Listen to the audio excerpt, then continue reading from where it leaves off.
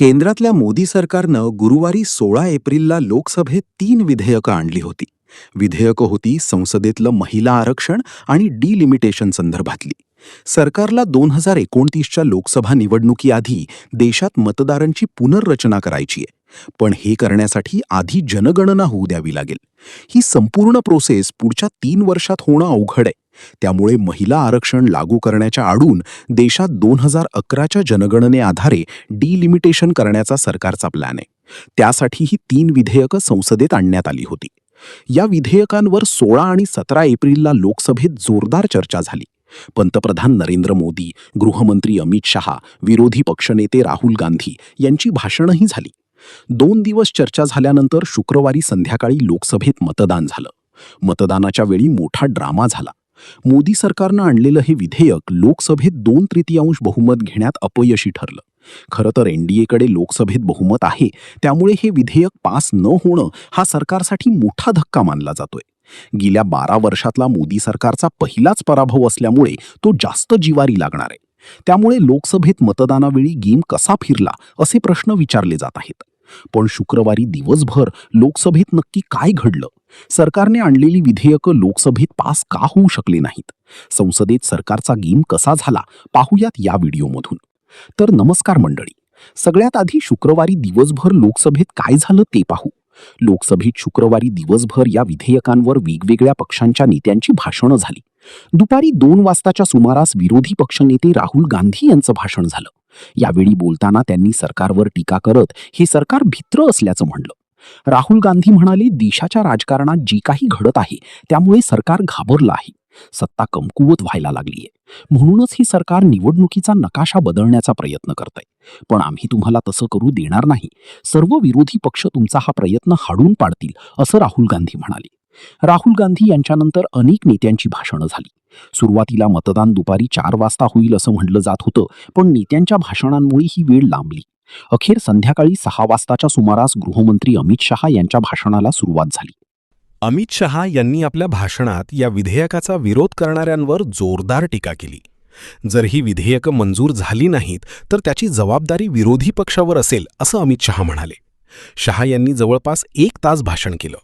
त्यांचं भाषण संपल्यानंतर कायदेमंत्री अर्जुन राम मेघवाल यांनी महिला आरक्षणासंदर्भातलं घटनादुरुस्ती विधेयक सादर केलं. या विधेयकावर मतदान घेतलं जाईल अशी घोषणा सभापती ओम बिर्ला यांनी केली. त्यांनी सभागृहाच्या लॉबी रिकाम्या करण्याचे निर्देश दिले, ज्यानंतर मतदानाला सुरुवात झाली. आता मतदानाच्या वेळी काय घडलं तर हे संविधान संशोधक विधेयक असल्यामुळे साध्या विधेयकांप्रमाणे फक्त 50% आवाजी मतदानानं विधेयक मंजूर करता येणार नव्हतं. यासाठी विशेष बहुमत घ्यावं लागलं. याचा अर्थ काय तर लोकसभेच्या एकूण 543 खासदारांपैकी 50% म्हणजे 272 खासदारांची उपस्थिती अनिवार्य होती. याशिवाय जेवढे खासदार उपस्थित आहे त्यापैकी विधेयकाला 2/3 खासदारांचा पाठिंबा मिळणं आवश्यक होता. आता 528 खासदारांनी मतदान केलं. याचा अर्थ हे विधेयक मंजूर होण्यासाठी 352 मतांची आवश्यकता होती. पण विधेयकाच्या बाजूनं मतं पडली 298 आणि विधेयकाच्या विरोधात मतं पडली 230. याचाच अर्थ हे विधेयक 54 मतांच्या फरकानं नामंजूर झालं. ही घटना फार मोठी आहे, कारण 12 वर्षांच्या काळात मोदी सरकारला सभागृहात एखादं विधेयक मंजूर करण्यात अपयश आल्याची ही पहिलीच वेळ आहे. जर सत्ताधारी एनडीएचा विचार केला तर एनडीएकडे लोकसभेत 292 खासदार आहेत, तर विरोधकांकडे 232 खासदार आहेत.